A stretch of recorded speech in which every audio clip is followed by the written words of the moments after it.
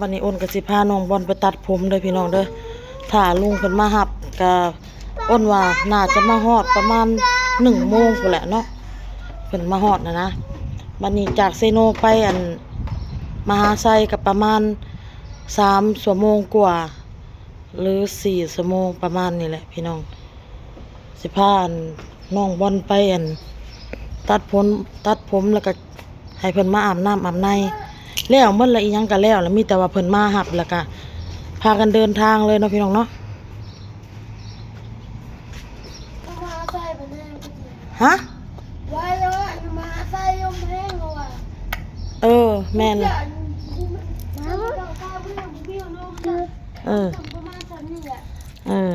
เพิ่นว่ามันอยู่มหาไซลมแห้งกว่านี้แม่ว่าขนาดเซโนซัมนี่มหาไซแล้วกว่านี้น้องบอลว่ะ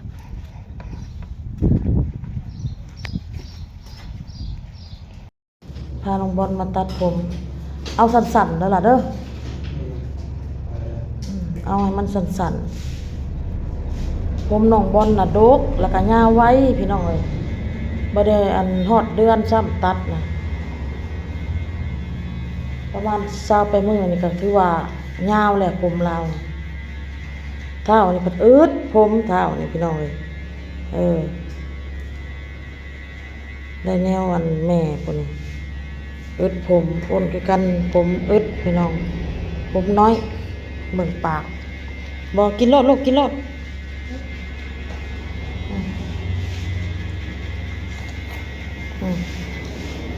เมื่อไปอาบน้ำให้ออโต้ฮะของอ้ายได้ของอ้ายได้ของอ้ายลูกของอ้ายออโต้ก็อยากตัดคือกันพี่น้องมันแหย่หูเลยนี่มาเสร็จปากมาไหม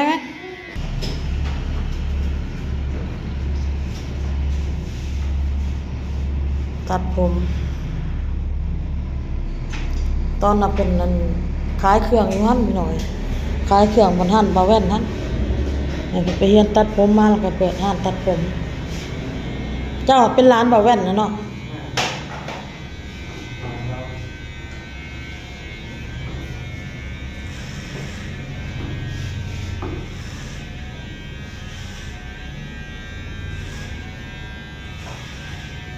จักปีแหละอายุเจ้าละ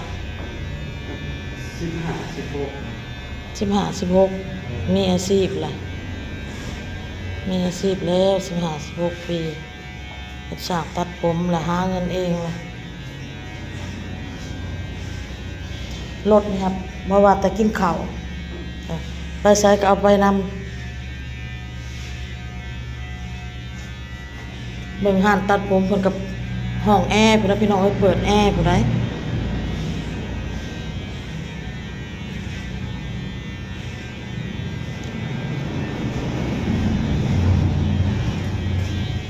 ต้องหล่อแล้วบาดนี่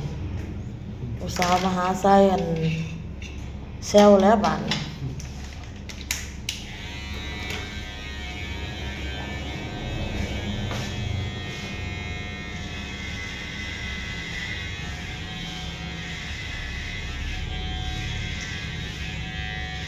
แต่ต้นยังน้อยถ้าบอลก็แบบเท่าอันนี้แหละพี่น้องแบบเท่าออโต้นี่ได้อึดผมบ่มีผมนะบัดเราใหญ่มากครับจักมาแต่ใส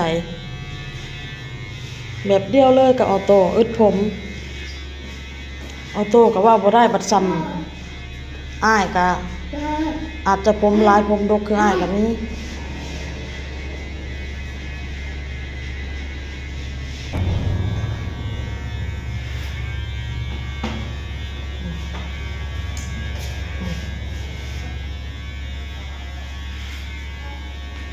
เฮ็ดหยังกันน่ะลุกขึ้นลูกบ่เฮ็ด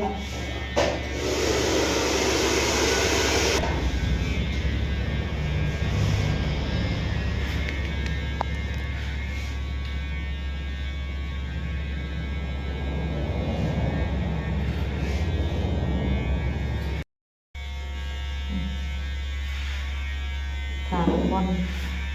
เรียนถาอ้ายเลยพี่น้องเฮ็ดลูก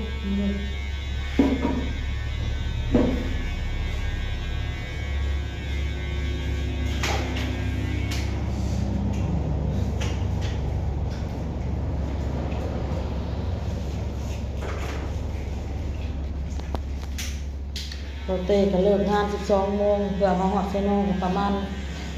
12โมงครึ่งเกือบ1โมงพุ่นแหล้วเพิ่นมาฮอด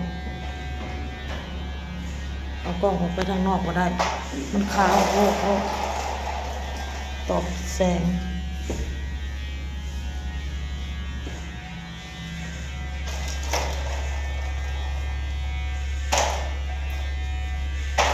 เด็กเฮ็ดบ่เฮ็ดเล่นนะเล่นดีๆบ่เฮ็ดแนวนั้น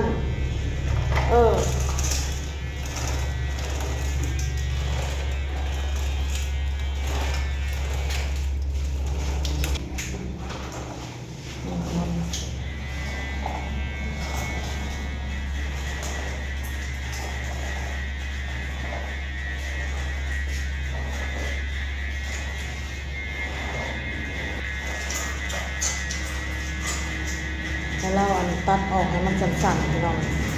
เพราะว่าผมน้องบอลยาวไว้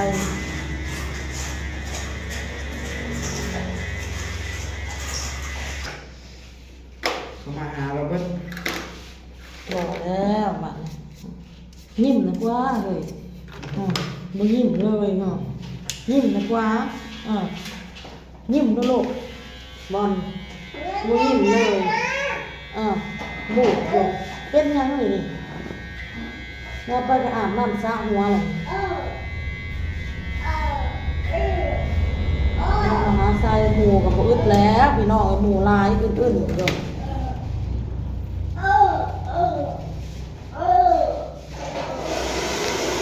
ออโต้ก็ตัดหมอนงานตัดได้2 เดือนแล้วพี่น้องหมอออโต้ว่าตัดผมตัดผมซึ่ง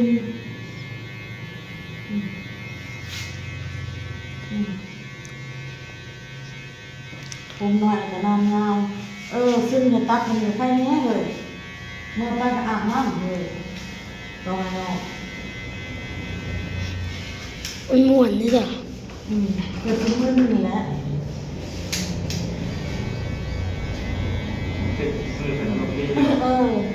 มาถ่ายแล้วทำหาวันถ่ายแล้วอ่านแล้วปั๊บลองบอลดูในกล้องค่ะ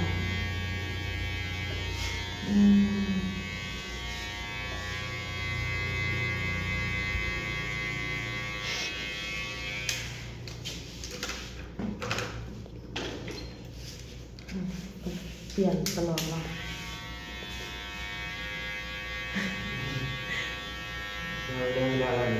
เป็นมึนเลยสมมติจับมันลงแบบมันก็อยู่ซื่อๆอยู่เลย จะสิปล่อยยาวไปเลยหมอมันแบบผมดำแหละมันชิ้นงามเองประมาณนั้น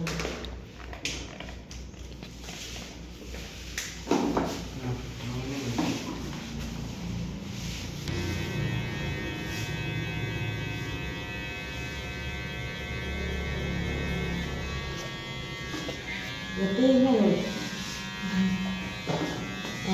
จะจับลูกคิดว่าตัวเองถ่ายเอาไปมันบ่ให้จับอีกอันนี้ก็แค่นี้พี่น้องเลยตรงนี้จ้ะเป็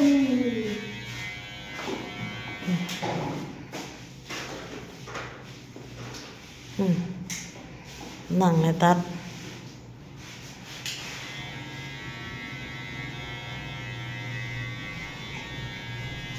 หัวเฉยวันหัวเฉยวันมึนแหงอะไร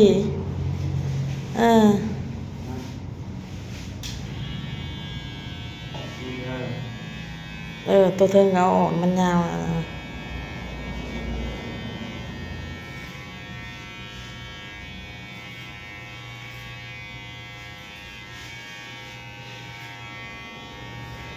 วันนี้ไปเล่นน้ำเลยจ้ะ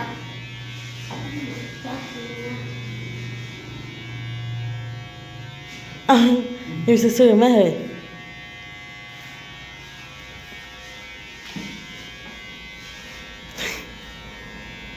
ซึ้งเขาก็สิแบบคณะคณียมนะ ตัด เพิ่นว่าออกมาไปเลย ฮะเอาออกก็ได้ เอาออกให้มันอันนั้นนะ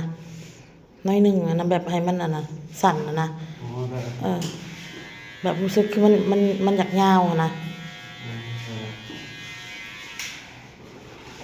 แต่ว่าเฮาจะจงไว้เลยก็ได้แม่นบ่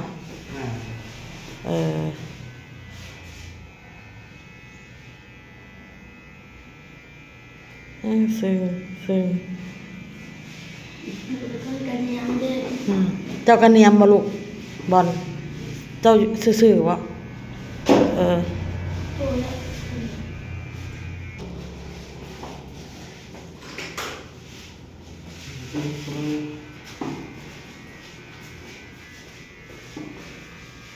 คือความหนามาตัดงานเลย ฮะ ทางร้านมันสิยาวลงมาเลย เจอกันยาม นักคะเนียมแล้วเฮ้ยหัวเฉยมันหัวเฉย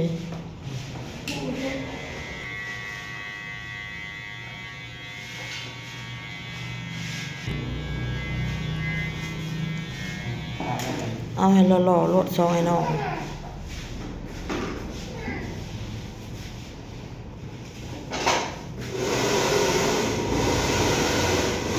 ทางนี้บ่ได้เอาออกบ่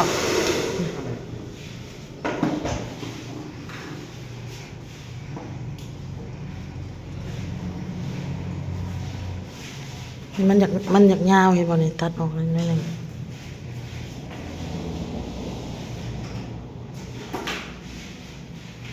ที่นั่นได้ดีเลย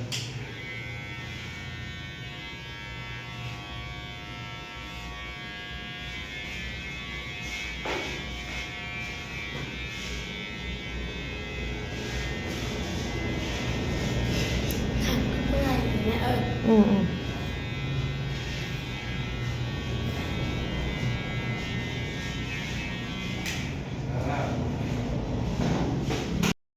เดือนหอดซานอาบน้ำอาบในให้ลูกแล้วเรียบร้อยถ้าอ้ายยังบ่ทันได้มาอ้าวเข้ามาแม่เข้ามาลูกเข้ามาไว้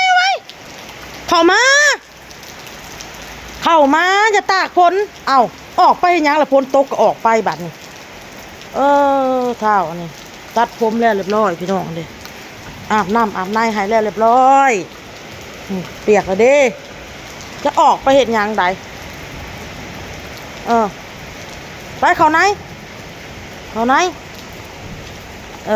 น้องอาบน้ำแต่งตัวแล้วไปขับไปเบิ่งอ้ายพี่น้องเบิ่งพี่น้องน้องบอลกะเบิ่งทรงผมว่าสิออกไปซื้อนมให้ถ้าเอาโต้เพิ่นว่าพ้นอากมาพี่น้องออกไปเมื่อกี้นี่ตอนตัดผมเพิ่นลืมซะเอามาเบิ่งนมเอานมนั่นเอาโต้สิหมดแหละไปแล่นออกไปซื้อรอแล้วพี่น้องทั้งอ้ายทั้งน้องบอลกะตัดผมแล้วเรียบร้อยเบิ่งพี่น้องสองไอ้น้องหล่อลี่นี่ฮะโอ้ยพดออกเกิดฮะถึกแขวเอาถึกใจเพิ่นพี่น้องกันนี่ถึกใจเพิ่น